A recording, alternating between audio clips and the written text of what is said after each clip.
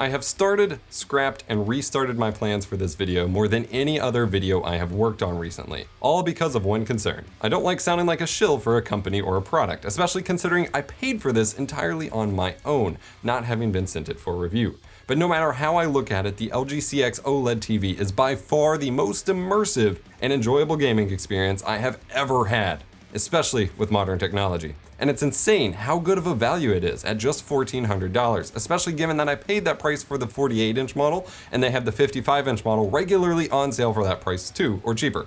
This is a damn good TV. The only real downside is the main gaming hardware that you want to enjoy on it is unobtainium right now. Well, that's kind of okay. I'm EposVox, the stream professor, and this is LG's latest, although about to be replaced by the upcoming C1 because dumb names, OLED Smart TV. I have the 48-inch model, though it's also available in other sizes, and I actually picked this up right as we were moving into the new studio space.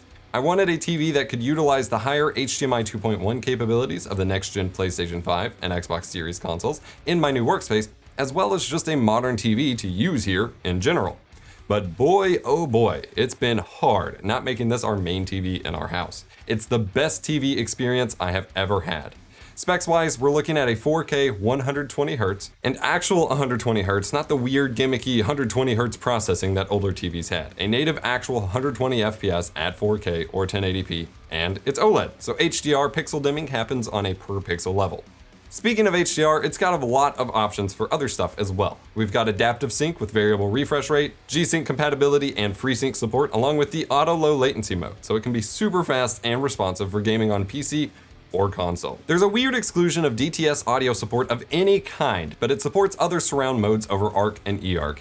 The built-in speakers are surprisingly impressive compared to most TVs, firing down into the stand to bounce back up at you. They are warm and deep, but they lack a bit of clarity. Whether you're gaming over HDMI 2.1 with the new generation game consoles at 4K, 120Hz adaptive sync, or hooking up your equally as unobtainable RTX 3000 series graphics cards to game with G-Sync from PC, this TV will perform phenomenally. While the new GPUs and consoles are very hard to get right now, you do not need them to enjoy this TV. Older generation systems will work just fine and look and play great on the LG CX in the meantime. Even older systems can benefit from the LG's A9 Alpha 9 Gen 3 AI processor, which has AI upscaling for non-native resolutions as well. This is a TV that will blow your mind with whatever your needs are right now and then grow with you as newer tech becomes less sparse and HDMI 2.1 gear starts rolling out this holiday season. More often than not, TVs are something that feel outdated by the time you actually get them in your home, and that is not true with the LG CX. While there may be improvements in the new C1 model later this year, they may equally be tough to find due to the semiconductor shortages, and the CX will still serve you pretty well for years to come.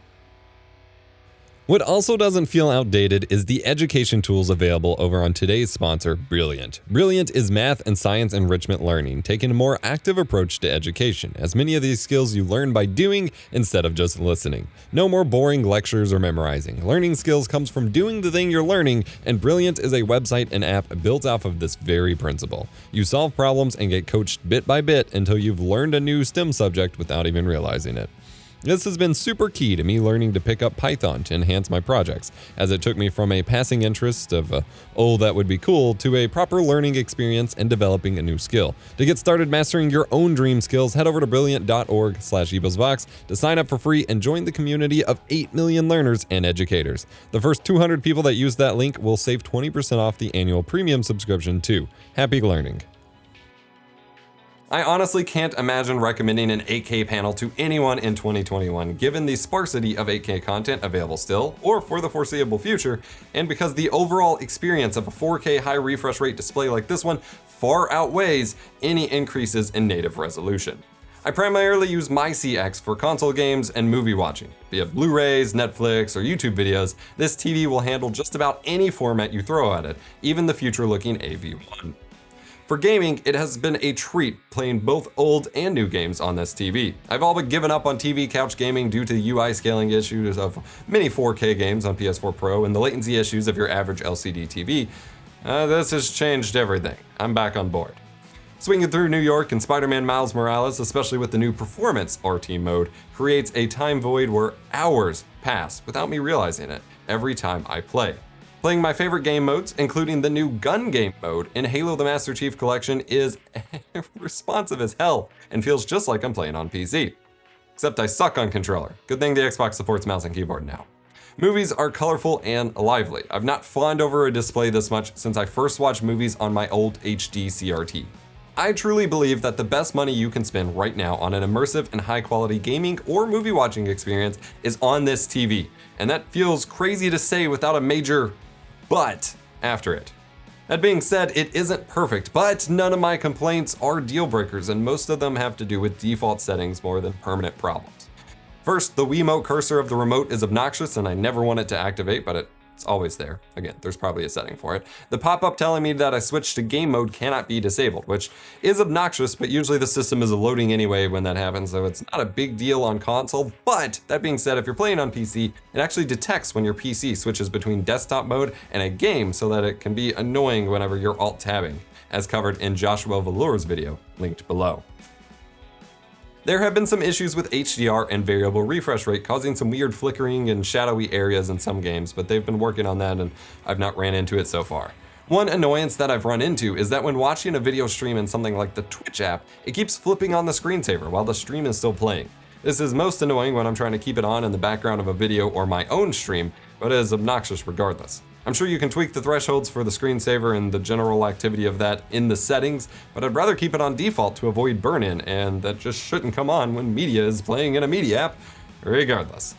Also, by default, of course, there's motion interpolation. And as usual, you have to turn it off for most inputs or type of content separately, unless you want to apply the same picture profile to all inputs, in which case you get an Apply to All Inputs button. And it's not just as easy as flipping on filmmaker mode, as I was always told either. This did not change the AI motion interpolation settings for me. I had to go into a separate menu for that.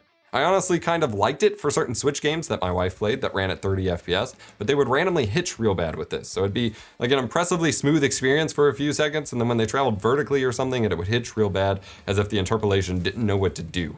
But interpolation is bad and should stop shipping as the default on TVs.